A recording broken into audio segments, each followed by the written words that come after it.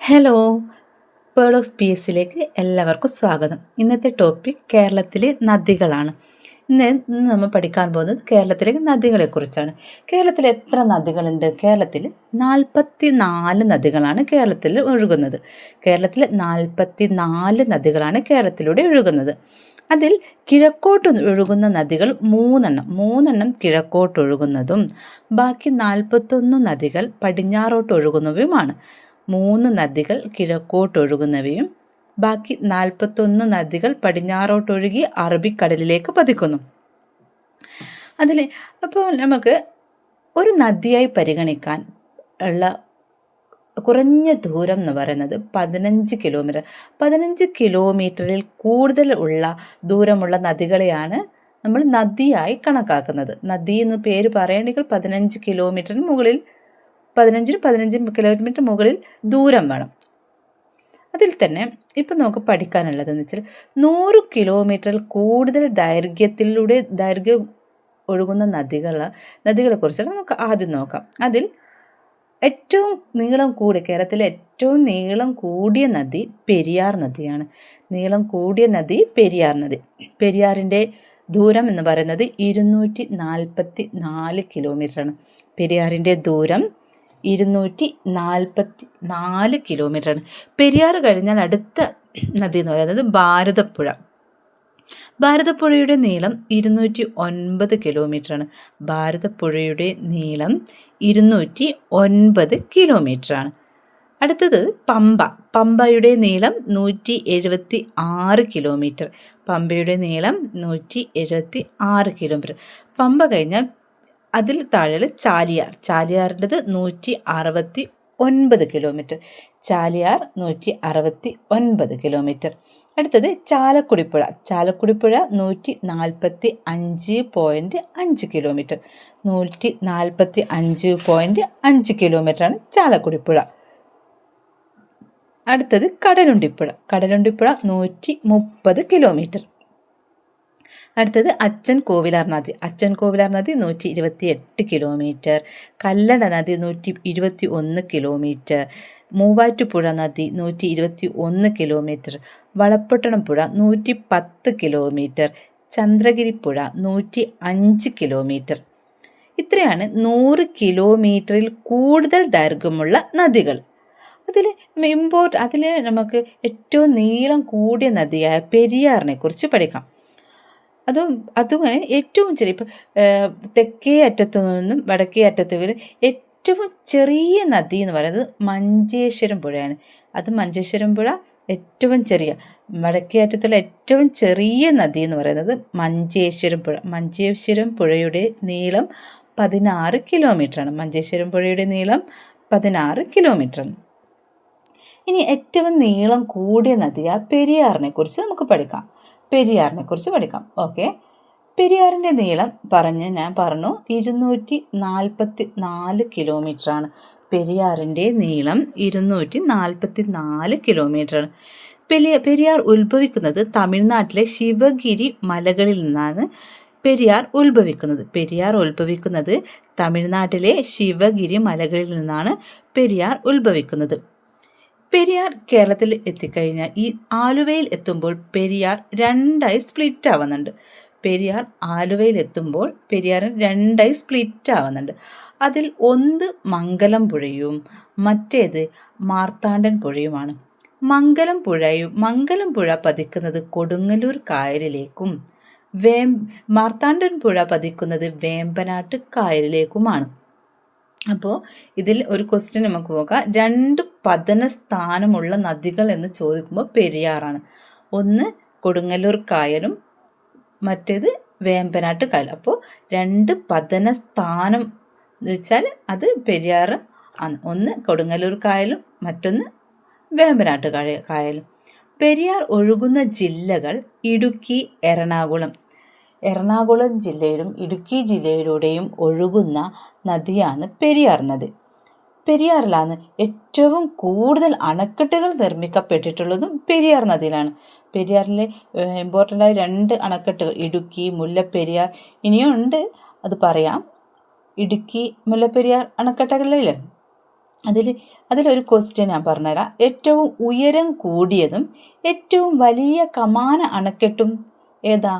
അതാണ് ഇടുക്കി അണക്കെട്ട്. ഏറ്റവും ഉയരം കൂടിയതും ഏറ്റവും വലിയ കമാന അണക്കെട്ടായിട്ട് പറയുന്നത് ഇടുക്കി അണക്കെട്ടാണ്. ഈ പെരിയാർ നദിയിലാണ് ഏറ്റവും കൂടുതൽ ജലവൈദ്യുത പദ്ധതികൾ നിർമ്മിക്കപ്പെട്ടിട്ടുള്ളതും ഈ പെരിയാർ നദിയിലാണ്. പെരിയാർ നദിയിലാണ് ഏറ്റവും കൂടുതൽ ജലവൈദ്യുത പദ്ധതികൾ നിർമ്മിക്കപ്പെട്ടിട്ടുള്ളത്. അടുത്തത് പെരിയാറിൻ്റെ പോഷക നദികളെക്കുറിച്ച് പഠിക്കാം. പെരിയാറിൻ്റെ പ്രധാന പോഷക നദികളാണ് മുല്ലയാർ, മുതിരപ്പുഴയാർ, പെരിഞ്ചൽ കുട്ടിയാർ, പെരുംതുറയാർ, കട്ടപ്പനയാർ, ചെറുതോണിയാർ, ഇടമലയാർ, നൊട്ടിയാർ.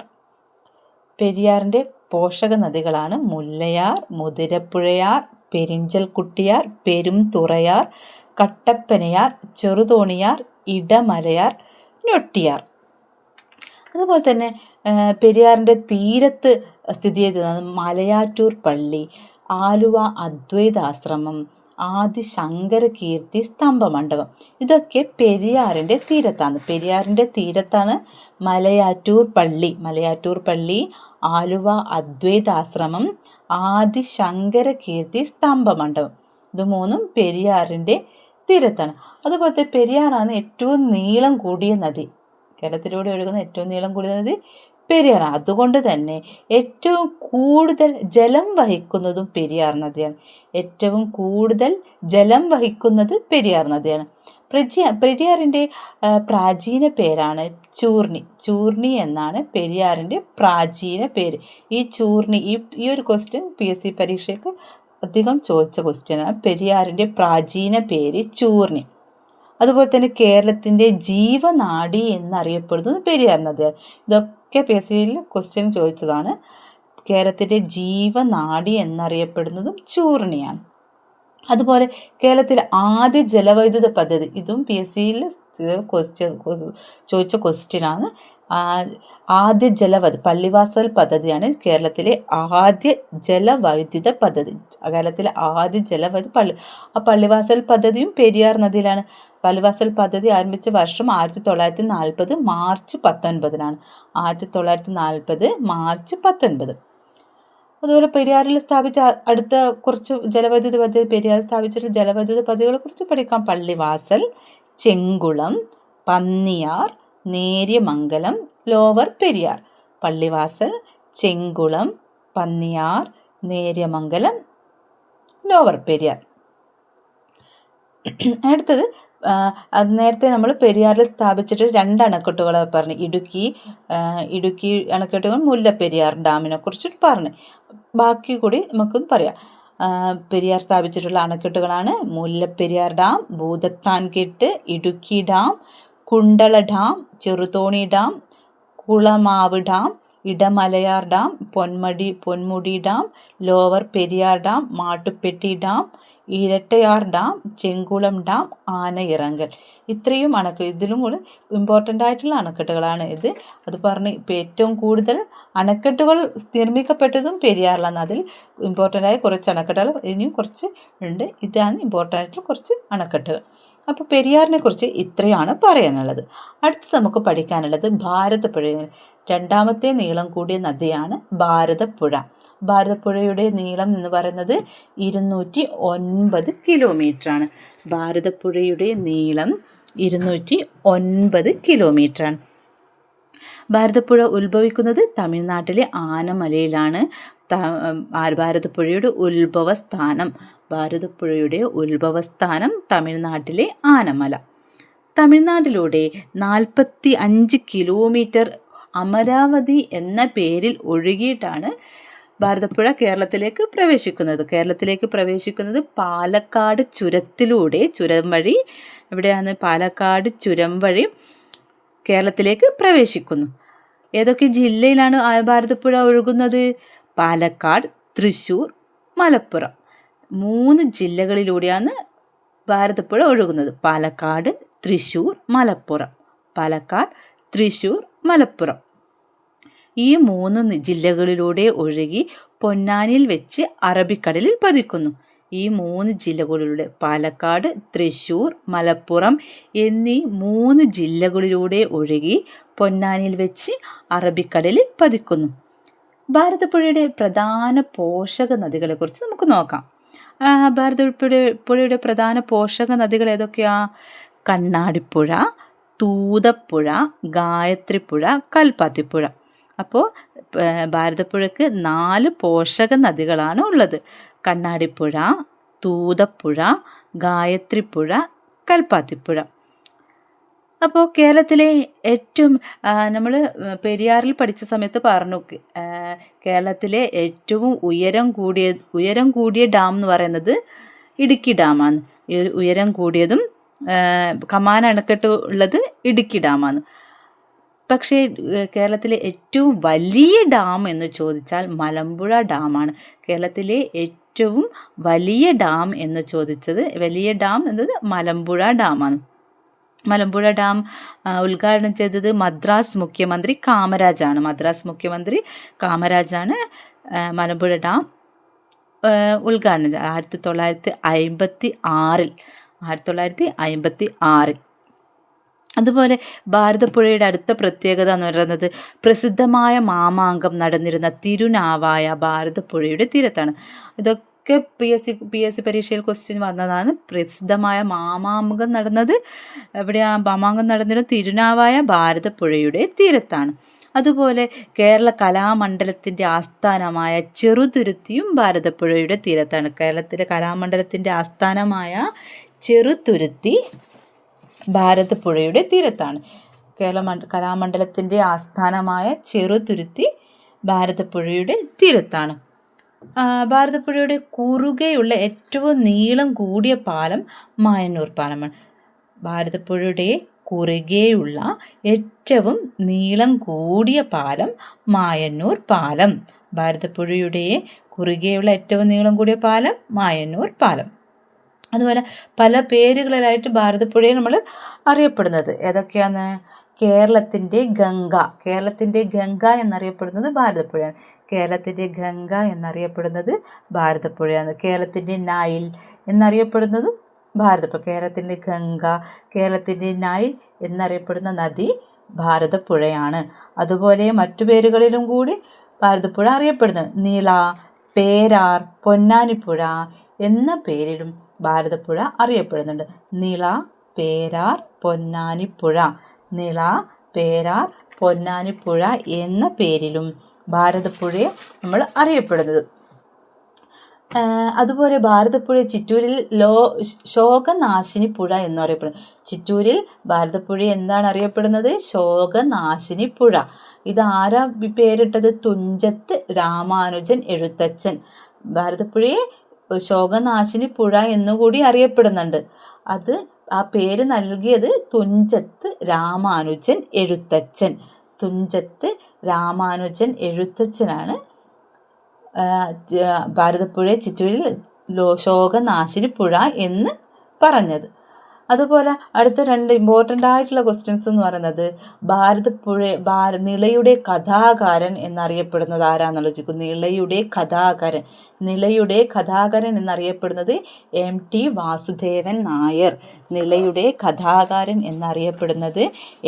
വാസുദേവൻ നായർ.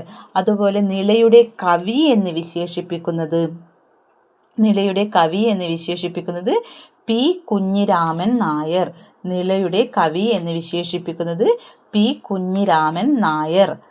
അപ്പോൾ ഇത്രയുമാണ് നമുക്ക് ഭാരതപ്പുഴയെ കുറിച്ചിട്ട് പഠിക്കാനുള്ളത്. അടുത്തത് ഇമ്പോർട്ടൻ്റ് ആയിട്ടുള്ള 2 നദികളാണ് പെരിയാറും ഭാരതപ്പുഴയും. അതിനുശേഷം കുറച്ച് നദികളെ കുറിച്ച് നമുക്ക് പറയാം. അടുത്ത നദി ചാലിയാർ.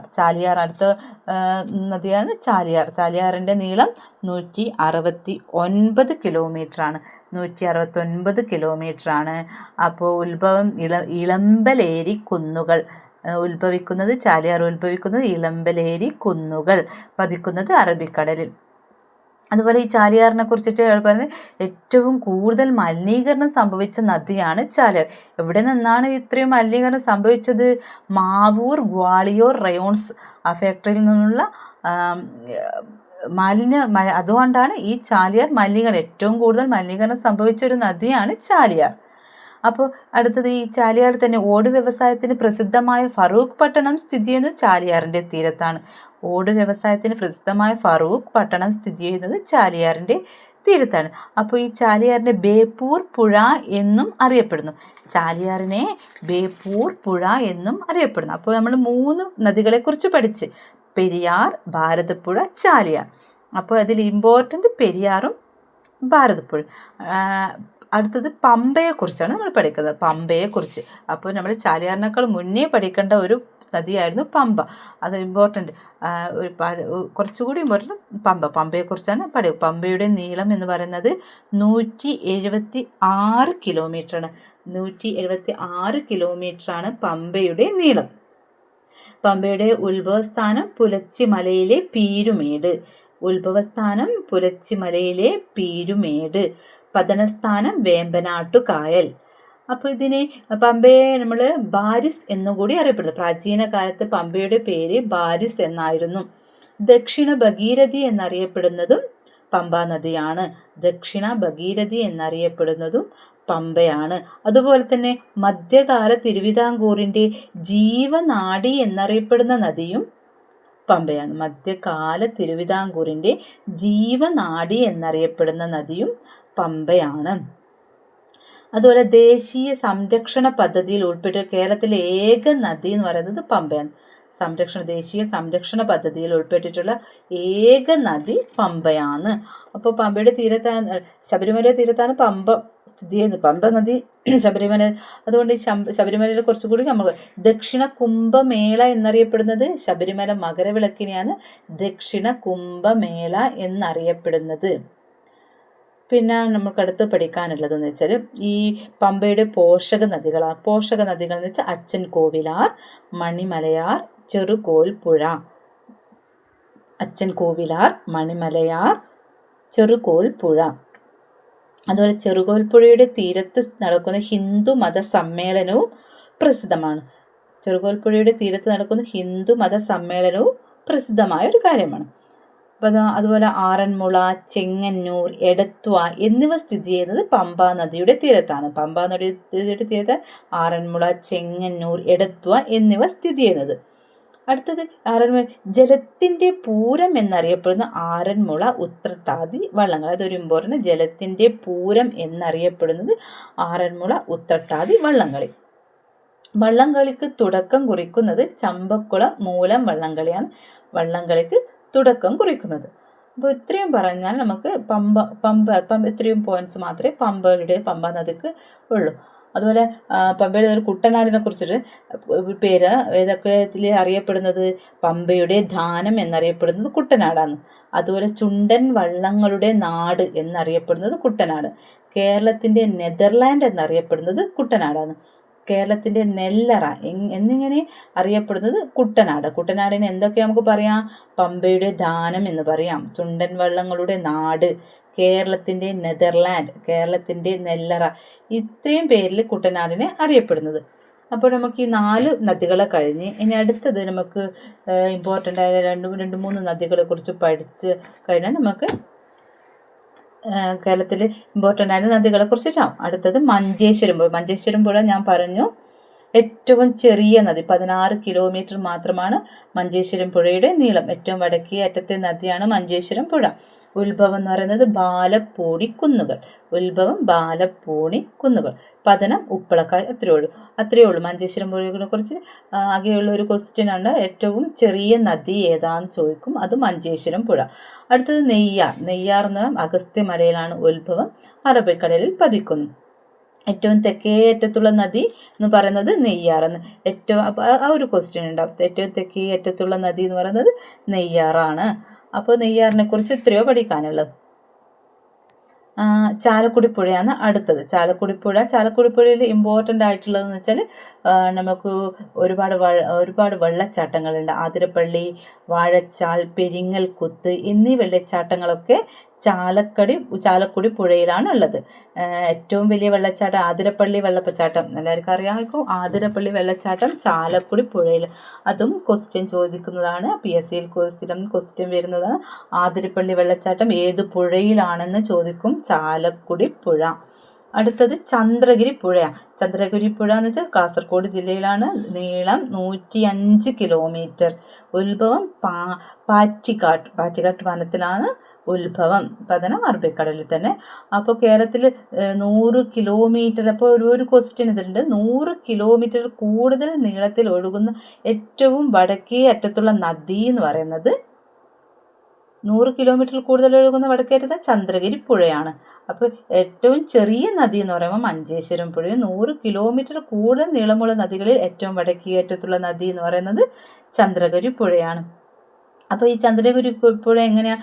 യു ആകൃതിയിൽ ചുറ്റിയിട്ടാണ് ഒഴുകുക. കാസർഗോഡിനെ ഒരു യു ആകൃതിയിലാണ് ചുറ്റി ഒഴുകുന്നത്. ആകെയുള്ള ഒരു പോഷക നദി എന്ന് പറയുന്നത് പയസ്വിനി പുഴയാണ്. പയസ്വിനി പുഴയാണ് ചന്ദ്രഗിരി പുഴയുടെ പോഷക നദി. അതുപോലെ കുന്തിപ്പുഴയെ കുറിച്ച്, കേരളത്തിലെ ഏറ്റവും മലിനീകരണം കൂടിയത് നമ്മൾ ചാലിയാർ പറഞ്ഞു. മലിനീകരണം കുറഞ്ഞൊരു നദിയാണ് കുന്തിപ്പുഴ. അത് സൈലന്റ് വാലിയിലൂടെ ഒഴുകുന്ന നദി എന്നും സൈലന്റ് വാലിയിലൂടെ ഒഴുകുന്ന നദി എന്നും PSCയിൽ ചോദിച്ചിട്ടുണ്ട്. കുന്തിപ്പുഴയാണ് സൈലന്റ് വാലിയിലൂടെ ഒഴുകുന്ന നദി. മനുഷ്യസ്പർശം ഏൽക്കാതെ 25 കിലോമീറ്റർ അത് ഒഴുകുന്നു. മനുഷ്യസ്പർശം ഏൽക്കാതെ 25 കിലോമീറ്റർ അത് ഒഴുകുന്നുണ്ട്. അപ്പോൾ നമ്മൾ ഇമ്പോർട്ടൻ്റ് ആയ കുറച്ച് നദികളെക്കുറിച്ച്, കേരളത്തിലൂടെ ഒഴുകുന്ന ഇമ്പോർട്ടൻ്റ് ആയിട്ടുള്ള നദികളെക്കുറിച്ച് പഠിച്ചു.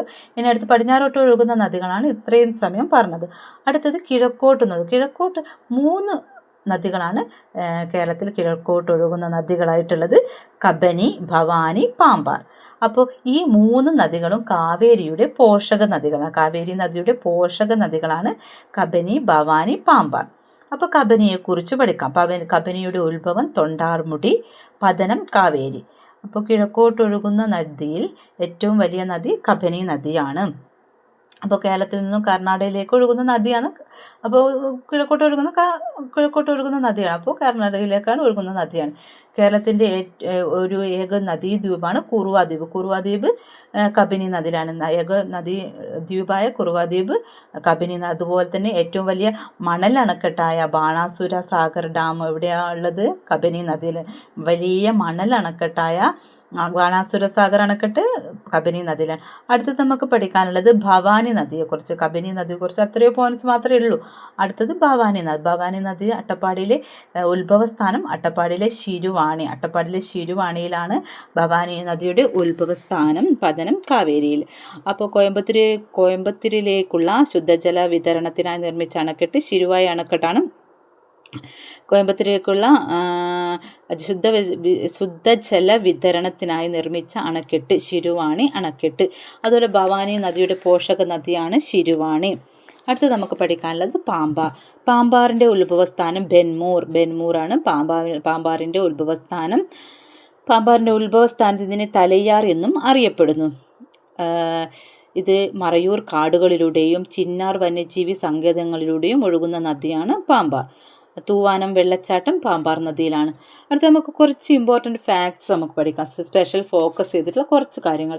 അപ്പോൾ കേരളത്തിലെ പ്രധാന ശുദ്ധജല തടാകങ്ങളാണ് പൂക്കോട് തടാകം, ഏനമാക്കൽ, മനക്കുടി, വെള്ളായണി, ശാസ്താംകോട്ട. പൂക്കോട് തടാകം, ഏനമാക്കൽ, മനക്കുടി, വെള്ളായണി, ശാസ്താംകോട്ട. പൂക്കോട് തടാകം വയനാട് ജില്ലയിലാണ്. മനക്കുടി തൃശ്ശൂർ, വെള്ളായണി തിരുവനന്തപുരം, ശാസ്താംകോട്ട കൊല്ലം. അതുപോലെ ഒരു ക്വസ്റ്റ്യൻ, കേരളത്തിലെ ഏറ്റവും വടക്കേ അറ്റത്തെ കായൽ എന്ന് പറയുന്നത് ഉപ്പളക്കായൽ. കേരളത്തിലെ വടക്കേ അറ്റത്തെ കായൽ എന്ന് പറയുന്നത് ഉപ്പളക്കായൽ. കാസർഗോഡ് ജില്ലയിലാണ് ഉപ്പളക്കായൽ ഉള്ളത്. അതുപോലെ തെക്കേ അറ്റത്തെ കായൽ എന്ന് പറയുന്നത് വെള്ളായണി കായൽ. ഇതൊക്കെ ഇമ്പോർട്ടൻ്റ് ആണ്. കേരളത്തിലെ തെക്കേ അറ്റത്തെ കായൽ വെള്ളായണി കായൽ. തിരുവനന്തപുരം ജില്ലയിലാണ്. അതുപോലെ നെഹ്റു ട്രോഫി വള്ളംകളി നടക്കുന്നത് ഏത് കായലിലാന്ന് ചോദിക്കും. പുന്നമട കായലിലാണ് നെഹ്റു ട്രോഫി വള്ളംകളി നടക്കുന്നത്. പുന്നമട കായലിലാണ് നെഹ്റു ട്രോഫി വള്ളംകളി നടക്കുന്നത് പുന്നമട കായലിലാണ്. അതുപോലെ കേരളത്തിൽ കടലിൽ പതിക്കുന്ന നദികളിൽ ഏറ്റവും ചെറിയ നദി രാമപുരം പുഴ. രാമപുരം പുഴയാണ് കടലിൽ പതിക്കുന്ന നദികളിൽ ഏറ്റവും ചെറിയ നദി. പഴശ്ശി ഡാം സ്ഥിതി, അതൊരു വേറൊരു ക്വസ്റ്റ്യനാണ്. പഴശ്ശി ഡാം സ്ഥിതി ചെയ്യുന്നത് ഏത് പുഴയിലാണെന്ന് ചോദിക്കും. ഏത് എവിടെയാണ്? അപ്പോൾ വളപട്ടണം പുഴ. ഏത് പുഴയിലാണ്? വളപട്ടണം പുഴ. വയനാട് ജില്ലയിലെ തിരുനെല്ലിക്കടുത്ത് കൂടി ഒഴുകുന്ന നദി എന്ന് പറയുന്നത് പാപനാശിനി പുഴ. വയനാട് ജില്ലയിലെ തിരുനെല്ലിക്കടുത്ത് ഒഴുകുന്ന നദി എന്ന് പറയുന്നത് പാപനാശിനി പുഴ. അതുപോലെ ഇമ്പോർട്ടൻ്റ് ആയിട്ടുള്ള 2 ക്വസ്റ്റ്യൻസ് ആണ്. കേരളത്തിലെ മഞ്ഞ നദി എന്നറിയപ്പെടുന്നത് ഏതാണ്? കേരളത്തിലെ മഞ്ഞ നദി എന്നറിയപ്പെടുന്നത് കുറ്റ്യാടിപ്പുഴയും കേരളത്തിലെ ഇംഗ്ലീഷ് ചാനൽ എന്നറിയപ്പെടുന്ന നദി മാഹിപ്പുഴയുമാണ്. കേരളത്തിലെ മഞ്ഞ നദി എന്നറിയപ്പെടുന്നത് കുറ്റ്യാടിപ്പുഴ. കേരളത്തിലെ മഞ്ഞ നദി എന്നറിയപ്പെടുന്നത് കുറ്റ്യാടിപ്പുഴ.